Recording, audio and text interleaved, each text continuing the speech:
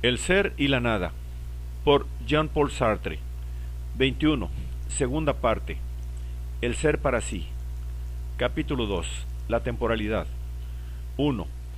Fenomenología de las tres dimensiones temporales. La temporalidad es, evidentemente, una estructura organizada. Esos tres pretendidos elementos del tiempo: pasado, presente, futuro, no deben encararse como una colección de data cuya suma habría que efectuar, por ejemplo, como una serie infinita de ahoras, de los cuales unos no son aún y otros no son ya, sino como momentos estructurados de una síntesis original. Si no, encontraríamos ante todo esta paradoja: el pasado no es ya, el futuro no es aún. En cuanto al presente instantáneo, nadie ignora que no es en absoluto. Es el límite de una división infinita, como el punto sin dimensión. Así, toda la serie se aniquila, y ello doblemente, ya que el ahora futuro, por ejemplo, es una nada en tanto que futuro, y se realizará como nada cuando pase al estado de ahora presente. El único método posible para estudiar la temporalidad es abordarla como una totalidad que domina sus estructuras secundarias y les confiere su significación. Nunca perderemos esto de vista. Empero, no podemos lanzarnos a un examen del ser del tiempo sin elucidar previamente, mediante la definición reontológica y fenomenológica, el sentido, harto a menudo duro, de sus tres dimensiones. Solo que será preciso considerar esta definición fenomenológica como una labor provisional, cuya finalidad es únicamente accedernos a una intuición de la temporalidad global, y, sobre todo, debe hacerse aparecer cada dimensión sobre el fondo de la totalidad temporal, teniendo siempre presente en la memoria la unself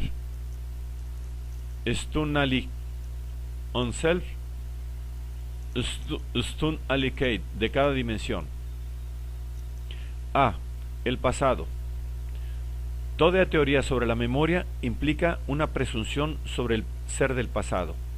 Estas presuposiciones, aunque nunca elucidadas, han oscurecido el problema del recuerdo y el de la temporalidad en general. Es preciso, entonces, plantear de una vez la pregunta: ¿cuál es el ser de un ser pasado? El sentido común oscila entre dos concepciones igualmente vagas. El pasado, se dice, no es ya. Desde este punto de vista, parece que quiere atribuirse el ser solo al presente. Esta presuposición ontológica ha engendrado la famosa teoría de las huellas cerebrales, puesto que el pasado ya no es, ya que se ha desmoronado en la nada. Si el recuerdo sigue existiendo, es menester que sea a título de modificación presente de nuestro ser. Por ejemplo, la percepción presente y el pasado como huella presente en el cuerpo. Todo es en acto, pues la huella mnémica no tiene una existencia virtual en tanto que recuerdo. Es íntegramente huella actual. Si el recuerdo resurge, lo hace en el presente, a consecuencia de un proceso presente, es decir, como ruptura de un equilibrio protoplasmático en la agrupación celular considerada. Ahí está el paralelismo psicofisiológico, que es instantáneo y extratémpora, para explicar cómo ese proceso fisiológico es correlativo de un fenómeno estrictamente psíquico, pero igualmente presente: la aparición en la conciencia de la imagen recuerdo. La noción más reciente de engrama no hace otra cosa que adornar esa teoría con una terminología pseudocientífica. Pero si todo es presente, ¿cómo explicar la pasividad del recuerdo? Es decir, el hecho de que, en su intención, una conciencia que se rememora trasciende el presente para apuntar al acontecimiento allí donde fue. Hemos señalado en otro lugar que no hay medio alguno de distinguir entre percepción e imagen, si se ha empezado por hacer de ésta una percepción renaciente. Encontramos aquí las mismas imposibilidades. Pero, además, nos privamos del medio de distinguir imagen y recuerdo. Ni la debilidad del recuerdo, ni su palidez, ni su carácter incompleto, ni las contradicciones que ofrece con los datos de la percepción pueden distinguirlo de la imagen ficción, ya que ésta ofrece los mismos caracteres. Y, por otra parte, al ser estos caracteres cualidades presentes del recuerdo, no podrían hacernos salir del presente para dirigirnos al pasado. En vano se invocará la pertenencia al yo, o unidad del recuerdo, como lo hace Cleparede, o su intimidad, como James. Pues o bien, o estos caracteres manifiestan sólo una atmósfera presente que envuelve recuerdo, y entonces siguen siendo presentes y remiten al presente, o bien ya son una relación con el pasado en tanto que tal, y entonces presuponen lo que se ha de explicar.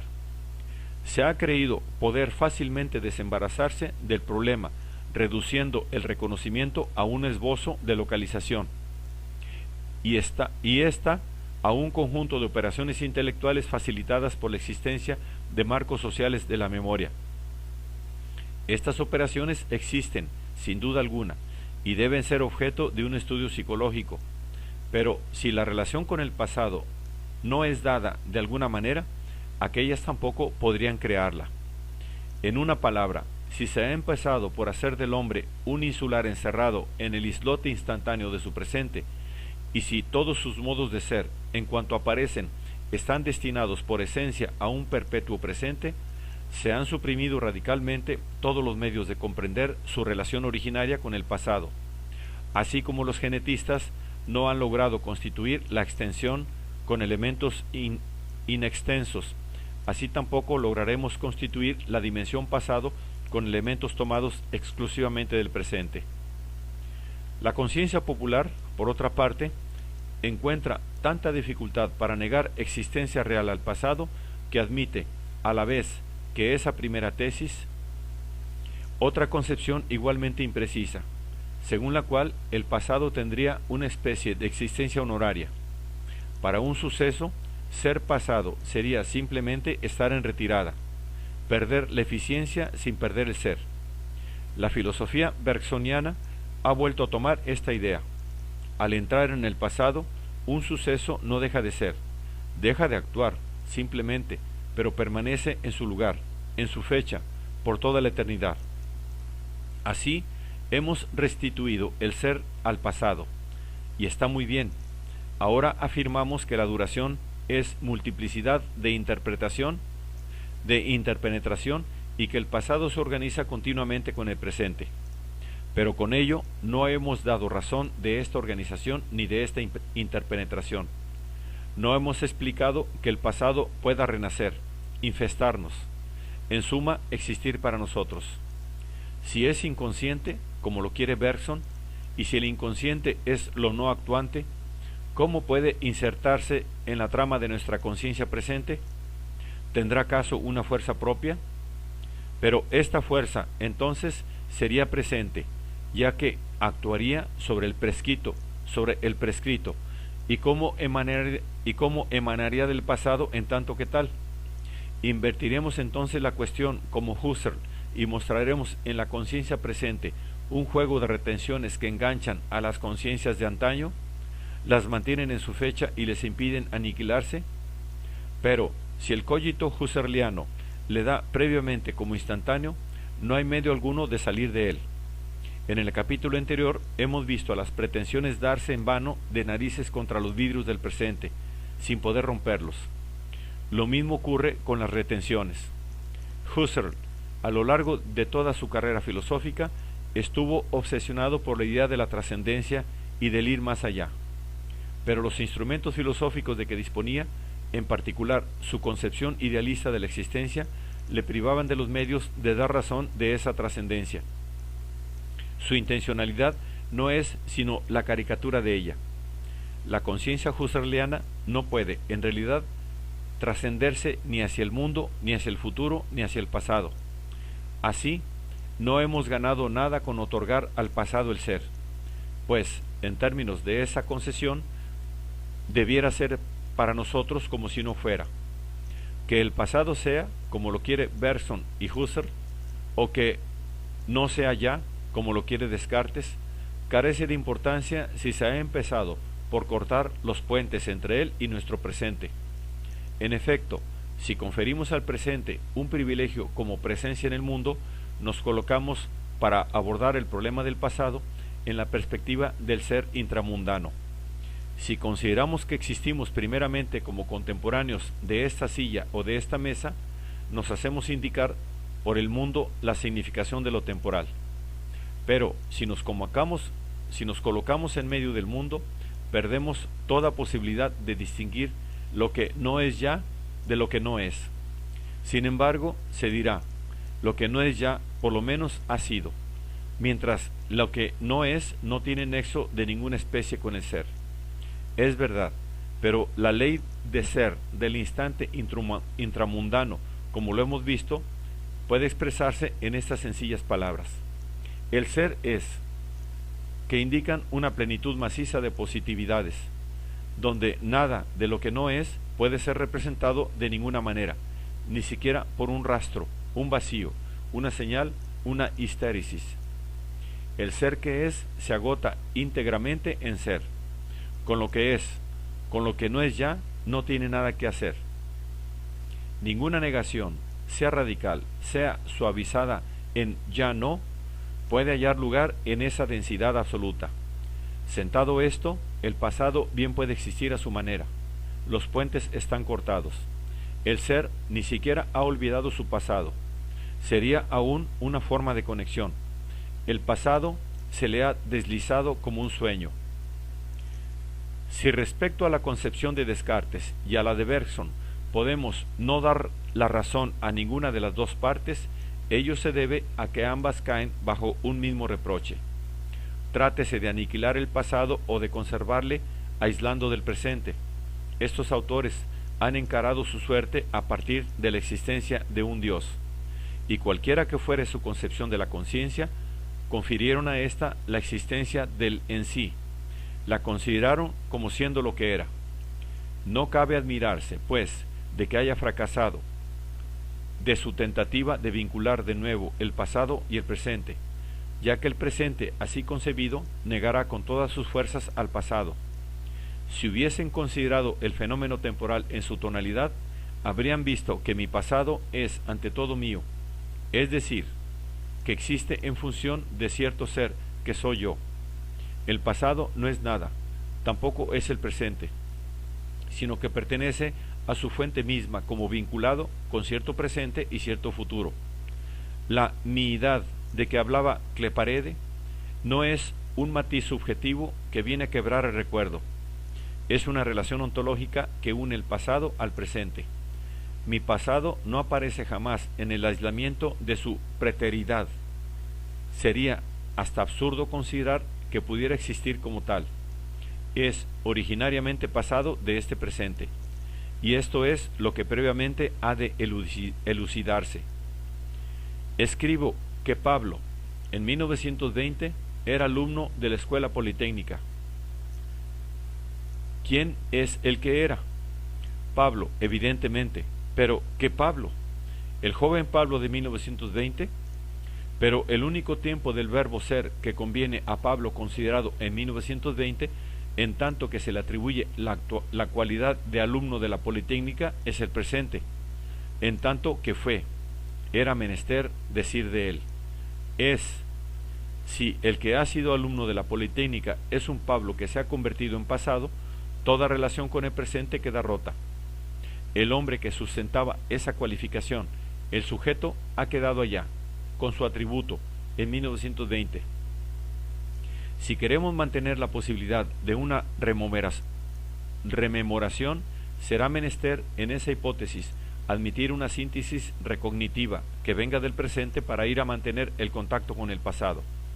Síntesis imposible de concebir si no es un modo de ser originario.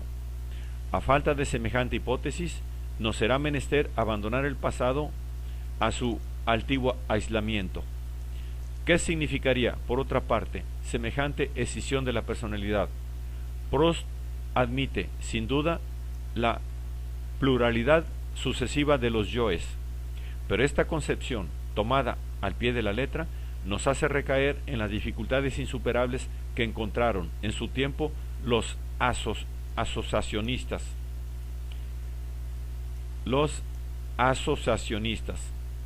Se sugerirá quizá la hipótesis de una permanencia en el cambio. Aquel que fue alumno de la Politécnica es este mismo Pablo que existía en 1920 y que existe en la actualidad. Es aquel de quien, tras haber dicho es alumno de la Politécnica, se dice ahora es exalumno de la Politécnica. Pero este recurso a la permanencia no nos saca de apuros. Si no hay nada que tome a contrapelo el fluir de los ahoras para constituir la serie temporal, y en esta serie caracteres permanentes, la permanencia no es nada más que cierto contenido instantáneo y sin espesor de cada ahora individual. Es menester que haya un pasado y, por consiguiente, algo o alguien que era ese pasado, para que haya una permanencia. Lejos de que ésta pueda ayudar a constituir el tiempo, lo supone para develarse en él y develar consigo el cambio. Volvemos, pues, a lo que entreveíamos antes.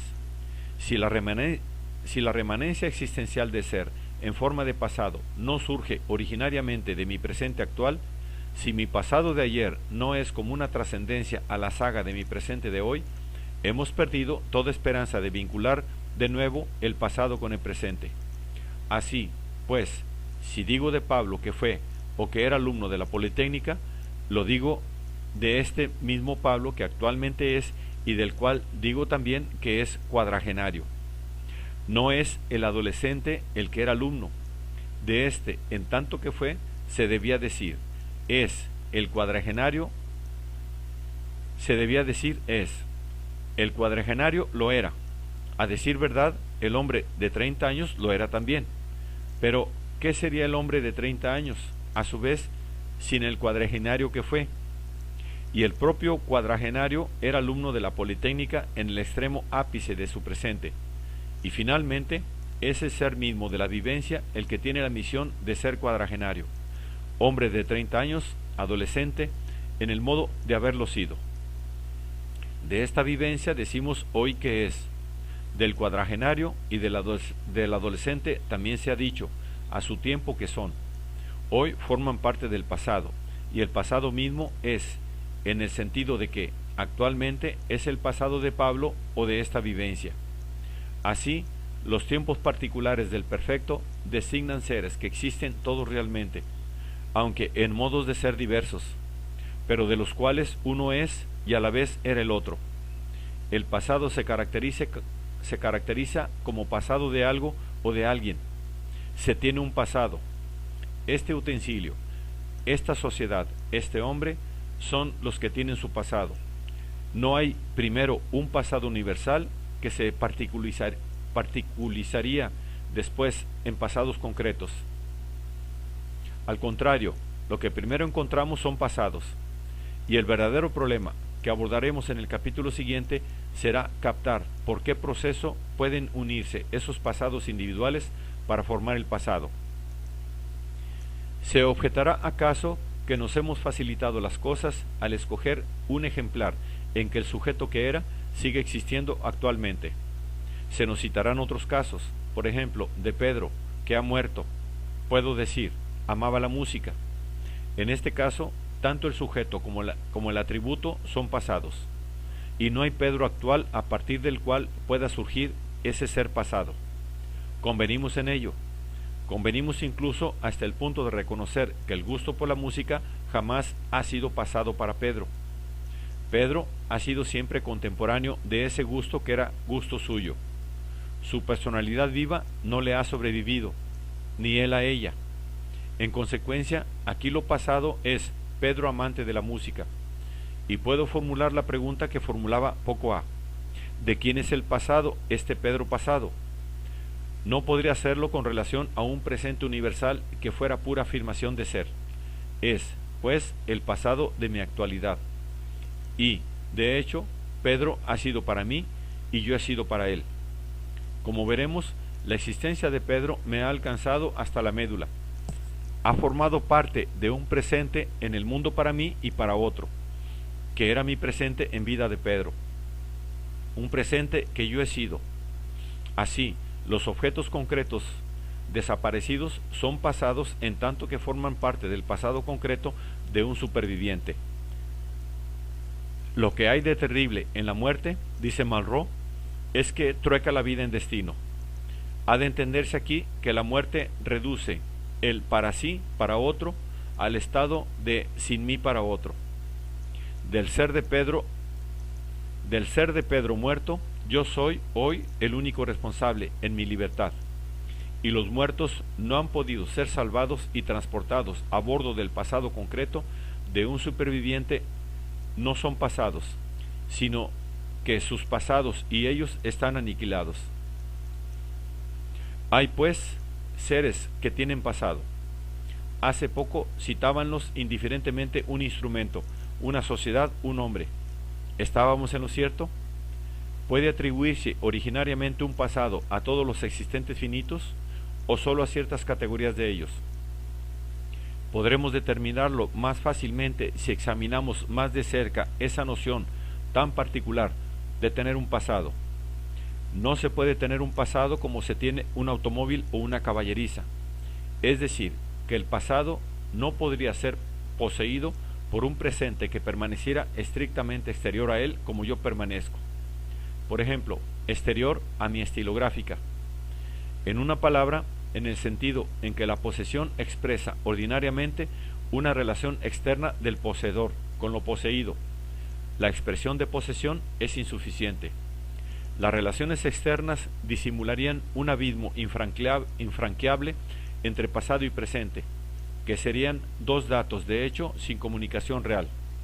Tampoco la interpenetración absoluta del presente por el pasado, tal como Bergson la concibe, resuelve la dificultad, pues esa interpenetración, que es organización del pasado en el presente, viene en el fondo del pasado mismo, y no es sino una relación de habitación. El pasado bien puede concebirse entonces como siendo en el presente, pero nos hemos privado de los medios de presentar esta inmanencia de otro modo, como la de una piedra en el fondo del río. El pasado bien puede infestar al presente, pero no puede serlo. En el presente, el que es su pasado. Es el presente el que es su pasado. Así pues, si se estudian las relaciones entre el pasado y el presente a partir del pasado, no se podrán establecer nunca entre ambos relaciones internas. Un en sí, por consiguiente, cuyo presente es lo que es, no podría tener pasado. Los ejemplos citados por Chevalier en apoyo de su tesis, en particular los hechos de histéresis, no permiten establecer una acción del pasado de la materia sobre su estado presente. No hay, en efecto, ninguno de ellos que no pueda interpretarse por los medios ordinarios del determinismo mecanicista. De estos dos clavos, nos dice Chevalier, uno acaba de ser fabricado y no ha servido jamás. El otro ha sido torcido y luego enderezado a martillazos. Ofrecen un aspecto rigurosamente semejante. Empero, al primer golpe, el primero se clavará derecho en la pared, mientras el segundo volverá a torcerse, acción del pasado. A nuestro modo de ver, es preciso ser un poco de mala fe para ver en ello la acción del pasado. Esta explicación ininteligible del ser, que es densidad, es fácil de sustituir por la única explicación posible. Las apariencias exteriores de ambos clavos son semejantes, pero sus estructuras moleculares presentes difieren de modo sensible. Y el estado molecular presente es, en cada instante, el efecto riguroso del estado molecular anterior, lo que no significa, en modo alguno, para el científico, que haya tránsito de un instante al otro con permanencia del pasado, sino sólo conexión irreversible entre los contenidos de dos instantes del tiempo físico. Dar como prueba de esa permanencia del pasado la remanencia de la imantación de un trozo de hierro dulce no es demostrar mucha mayor seriedad. Se trata, en efecto, de un fenómeno que sobrevive a su causa, no de una subsistencia de la causa en tanto que causa en estado pasado. hace rato que la piedra que atravesó el agua ha encontrado el fondo de la laguna y todavía recorre en su superficie ondas concéntricas. No se recurre a quién sabe qué acción del pasado para explicar este fenómeno. El mecanismo es casi visible.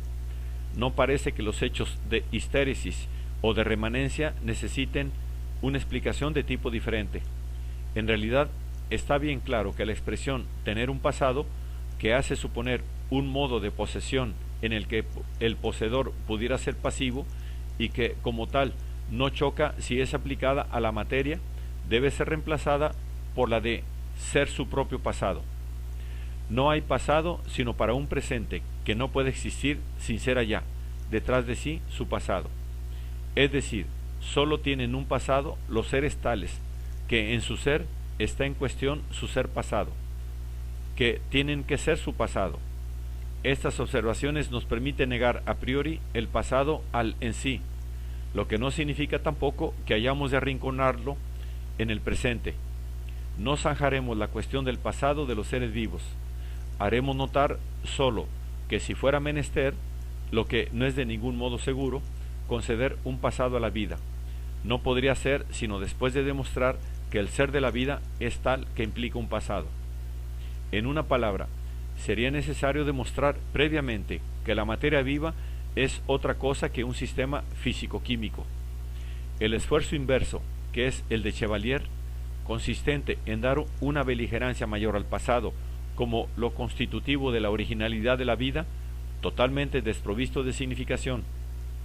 Solo para la realidad humana se manifiesta la existencia de un pasado, porque se ha establecido que ella tiene que ser lo que es.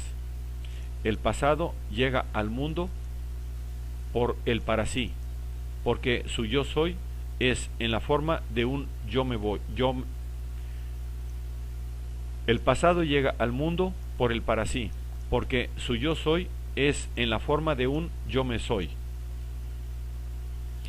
¿Qué significa pues era? Veamos, primeramente, que es un transitivo. Si digo, Pablo está cansado, se puede discutir acaso que la cópula tenga valor ontológico. Quizás se quiera no ver en ella sino una indicación de inherencia. Pero cuando decimos Pablo estaba cansado, la significación esencial del pretérito salta a la vista. Pablo presente es actualmente responsable de haber tenido ese cansancio en el pasado. Si él no sostuviera ese cansancio con su ser, no habría ni siquiera olvido de aquel estado, sino que habría un no ser ya, rigurosamente idéntico a un no ser. El cansancio quedaría perdido. El ser presente es, pues, el fundamento de su propio pasado. Y es este carácter de fundamento lo que él era o estaba, manifiesta. Pero no ha de entenderse que lo funde en el modo de la indiferencia y sin ser profundamente modificado por ello. Era significa que el ser presente tiene que ser en su ser el fundamento de su pasado, siendo él mismo ese pasado. ¿Qué significa esto? ¿Cómo el presente puede ser el pasado? El nudo de la cuestión reside, evidentemente, en el término era, que, sirviendo de intermediario entre el presente y el pasado, no es él mismo ni enteramente pasado ni enteramente presente.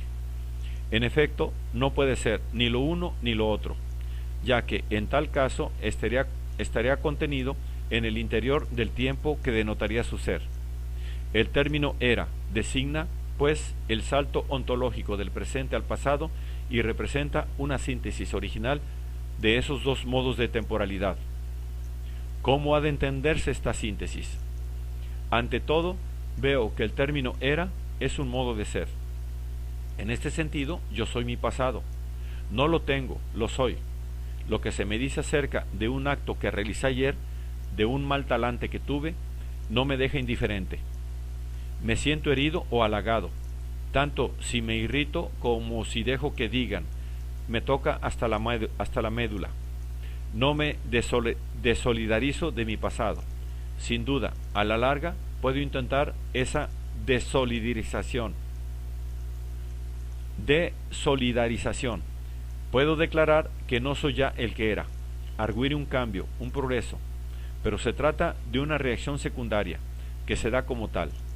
Negar mi solidaridad de ser con mi pasado sobre tal o cual punto particular es afirmarla para el conjunto de mi vida. En el límite, en el instante infinitesimal de mi muerte, no seré ya más que mi pasado. Él solo me definirá. Es lo que Sófocles tendía a expresar cuando en las Traquinias pone en boca de Deyanira: antiguo es el refrán que anda en boga entre los hombres, y nadie puede pronunciarse sobre la vida de los mortales y decir si ha sido feliz o desdichada antes de su muerte. Es también el sentido de la frase de Monroe, antes citada: la muerte trueca la vida en destino.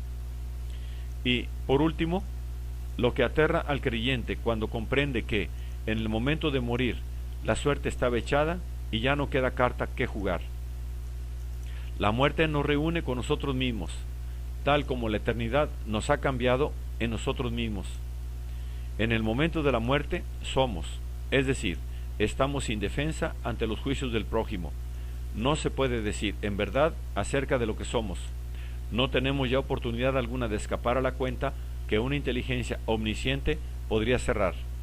Y el arrepentimiento de la última hora es un esfuerzo total para resquebrajar todo ese ser que se ha ido lentamente prendiendo y solidificando sobre nosotros. Un sobresalto último para desolidarizarnos de lo que somos. En vano la muerte fija con todo lo demás ese sobresalto, que no hace sino entrar en composición con lo que ha precedido, como un factor entre otros, como una determinación singular que sólo se entiende a partir de la totalidad. Por la muerte, el para sí se trueca para siempre en sí, en la medida en que se ha deslizado íntegramente al pasado. Así, el pasado es la totalidad siempre creciente del en sí que somos. Empero, en tanto que no hemos muerto, no somos aún el ser en sí en el modo de la identidad. Tenemos que serlo. El rencor cesa, de ordinario, con la muerte, porque el hombre se ha reunido con su pasado. Es su pasado, sin por ello ser responsable de él. Mientras vive, es objeto de mi rencor. Es decir, que le reprocho su pasado no sólo en tanto que él lo es, sino también en tanto que lo reasume a cada instante y lo sostiene en el ser, en tanto que es responsable de él. No es verdad que el rencor fije al hombre en lo que era, sino sobreviviría a la muerte. Se dirige al hombre vivo, que es libremente en su ser aquello que era.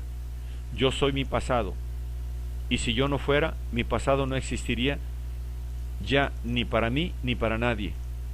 No tendría ya ninguna relación con el presente. Esto no significa en modo alguno que mi pasado no sería, sino sólo que su ser sería inhallable, y soy aquel por quien mi pasado llega a este mundo. Pero ha de entenderse bien que yo no le doy el ser.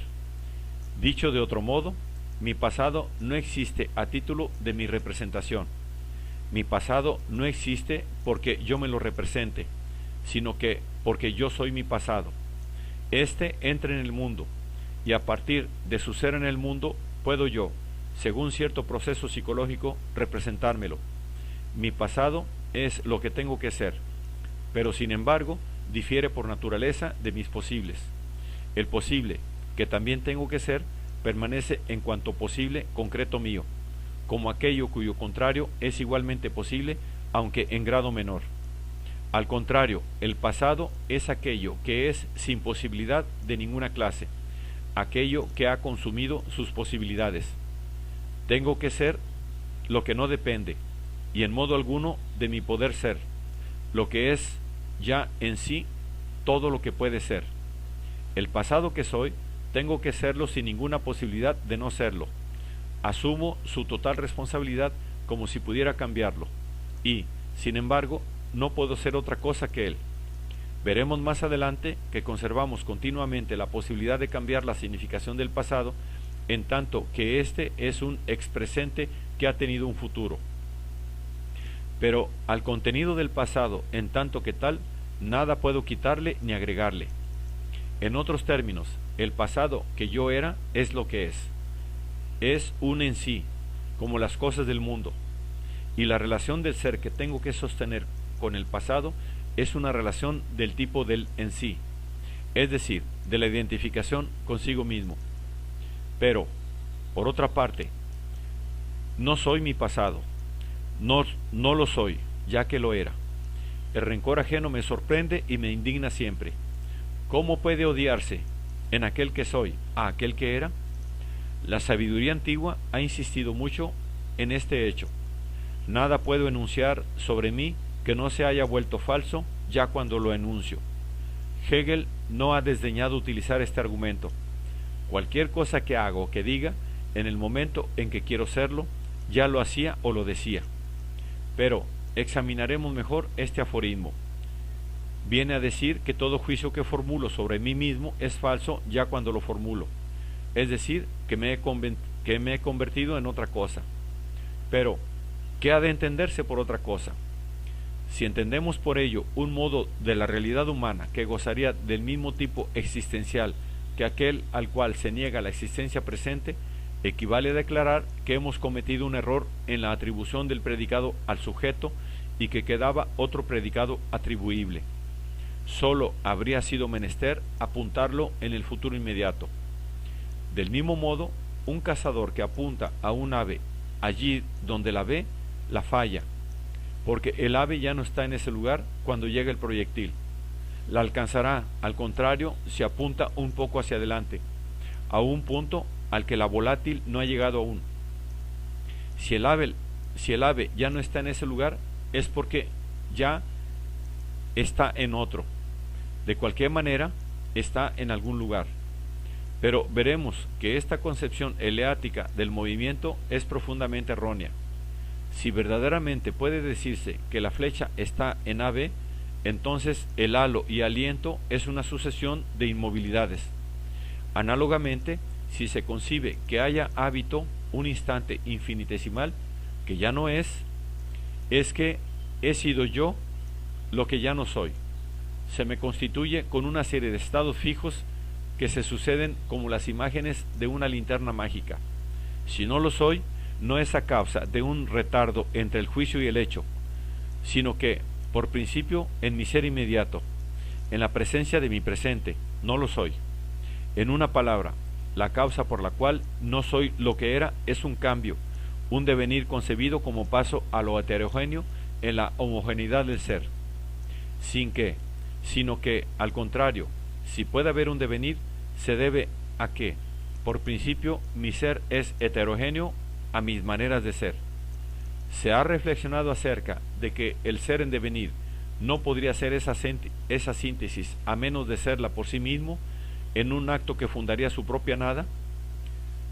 Yo no soy ya lo que era. Es menester, con todo, que lo tenga que ser en la unidad de una síntesis nihilizadora a la que yo mismo sostengo en el ser.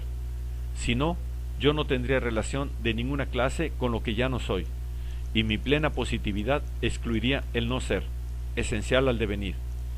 El devenir no puede ser algo dado, un modo de ser inmediato del ser, pues si concebimos un ser semejante, en su meollo el ser y el no ser no podrían estar sino yuxtapuestos, y ninguna estructura impuesta o externa podría fundirlos uno en otro.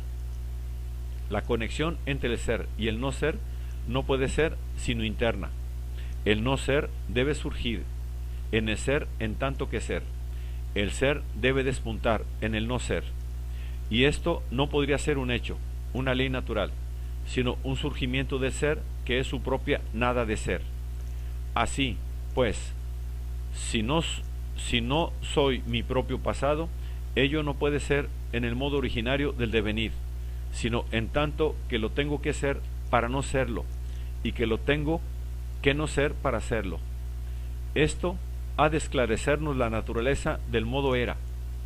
Si no soy lo que era, ello no se debe a que he cambiado ya, lo que supondría el tiempo como ya dado, sino a que soy, con relación a mi ser, en el modo de conexión interna del no serlo. Así, solo en tanto que soy mi pasado, puedo no serlo, y esta necesidad de ser mi pasado es, incluso, el único fundamento posible del hecho de que no lo soy. Si no, en cada instante yo ni lo sería, ni no lo sería, salvo a los ojos de un testigo rigurosamente externo, que a su vez, por otra parte, tendría que ser él mismo su pasado en el modo de no serlo.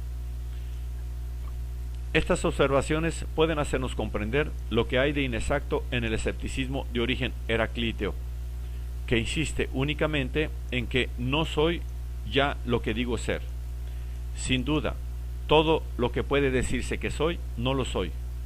Pero está mal decir que no lo soy. Pero está mal decir que no lo soy ya, pues no lo he sido nunca, si se entiende por ello ser en sí. Y por otra parte, no se sigue tampoco que me equivoqué diciendo serlo, ya que es menester que lo sea para no serlo. Lo soy en el modo del era. Así, todo cuanto puede decirse que soy en el sentido de serlo en sí, con plena densidad compacta, es colérico, es funcionario, es irritable. En siempre mi pasado. Solo en el pasado soy lo que soy. Pero por otro lado, aquella densa plenitud de ser está a mi saga. Hay una distancia absoluta que la separa de mí y la deja caer fuera de mi alcance, sin contacto, sin adherencias. Si era o si he sido dichoso, es que no lo soy. Si era o si he sido dichoso, es que no lo soy. Pero esto no quiere decir que sea desdichado. Simplemente no puedo ser dichoso sino en el pasado. Llevo así mi ser a mi saga, no porque tengo un pasado, sino que el presente, precisamente, no es más que esa estructura ontológica que me obliga a ser lo que soy a la saga. Esto es lo que significa el ser. Por definición, el ser para sí existe con obligación de asumir su ser y no puede ser más que para sí. Pero, precisamente, no puede asumir su ser sino por una reasunción de este ser que lo pone a distancia de este ser. Por la afirmación misma de que soy en el modo del en sí, escapo a esta afirmación, pues ella implica una negación en su propia naturaleza. Así, el para sí está siempre allende lo que es, por el solo hecho de que lo es para sí, y tiene que serlo. Pero, a la vez, es ciertamente su ser y no otro ser el que permanece a su saga. Así comprendemos el sentido del era, que caracteriza simplemente el tipo del ser para sí, es decir, la relación del para sí con su ser. El pasado es, en sí, que soy en tanto que pretérito trascendido. El pasado es el en sí, que soy en tanto que pretérito trascendido. Falta estudiar la manera en que el para sí era su propio pasado. Sabido es que el para sí aparece en el acto originario por el cual el en sí se nihiliza para fundarse. El para sí es su propio fundamento en tanto que se hace el fracaso del en sí para ser el suyo. Pero no por eso ha llegado a librarse del en sí. El en sí preterido trascendido permanece y lo infesta como su contingencia original. El para sí no puede alcanzarlo jamás, ni captarse nunca como siendo esto o aquello, pero tampoco puede evitar ser a distancia de sí lo que es. Esta contingencia, esta pesantez a distancia del para sí, que él no es jamás, pero la tiene que ser como pesantez preterida trascendida y a la vez conservada en la pretensión misma, en la preterición misma, es la facticidad. Pero es también el pasado. Facticidad y pasado son dos palabras para designar una y la misma cosa.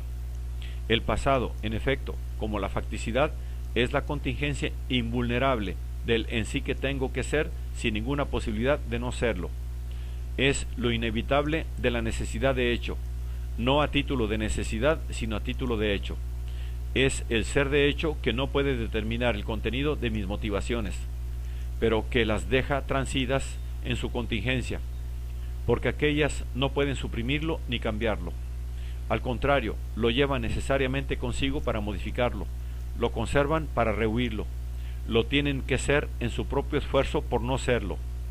Es aquello a partir de lo cual ellas se hacen lo que son.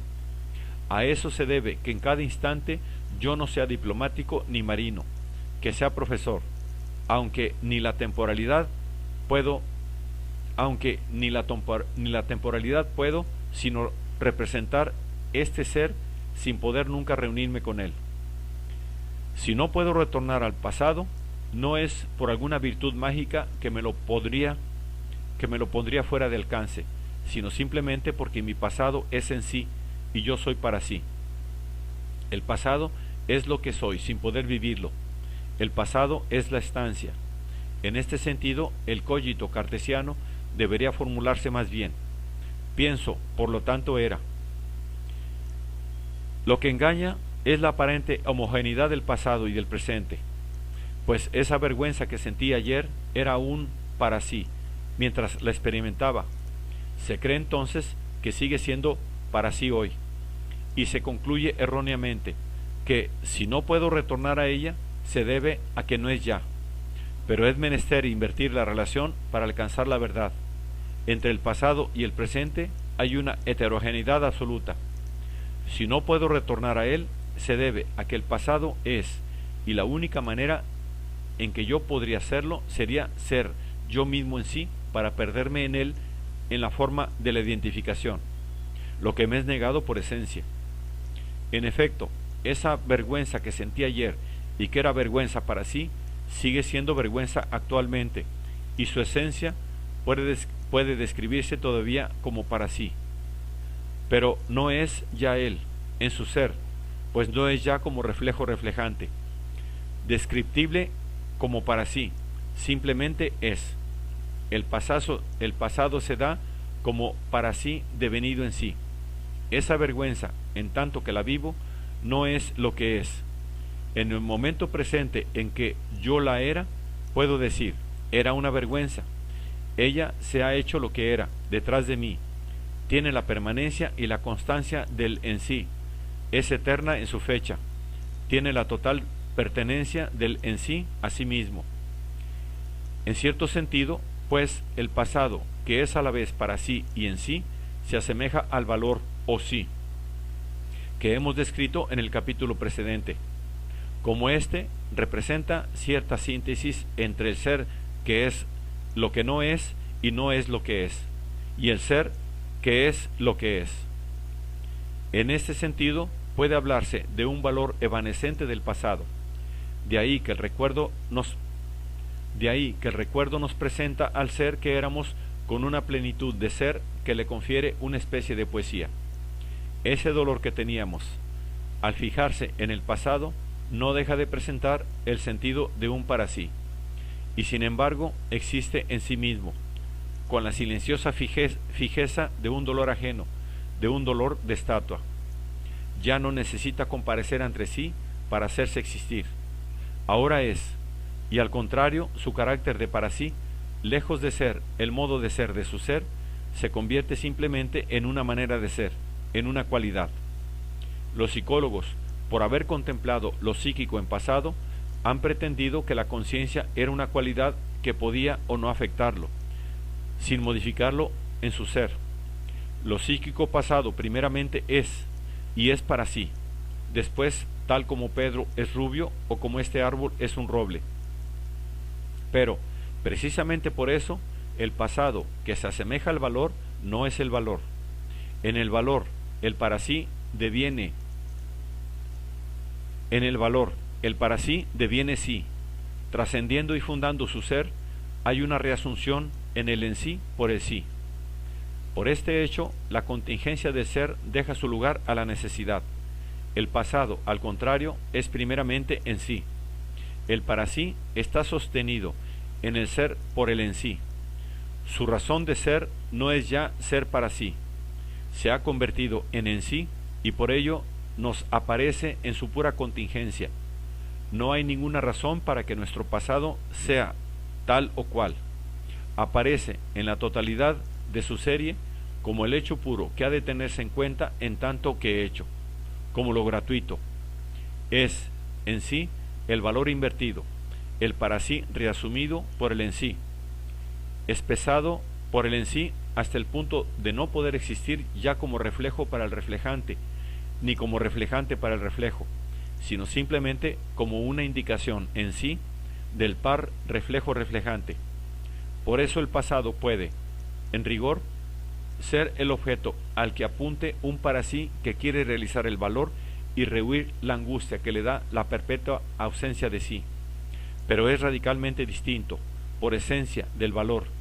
Es precisamente el indicativo, del que ningún imperativo puede deducirse.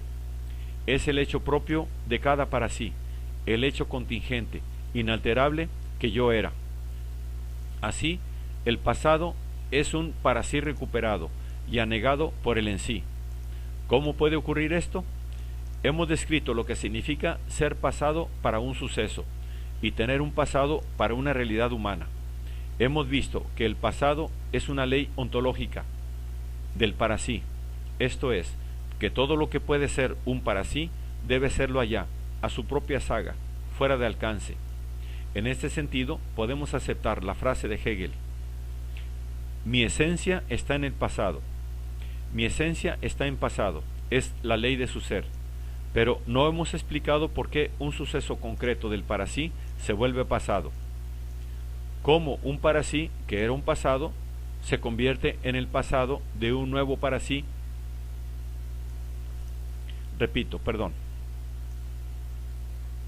Pero no hemos explicado por qué un suceso concreto del para sí se vuelve pasado. Cómo un para sí, que era su pasado, se convierte en el pasado que un nuevo para sí tiene que ser. El tránsito al pasado es modificación de ser. ¿Cuál es esta modificación?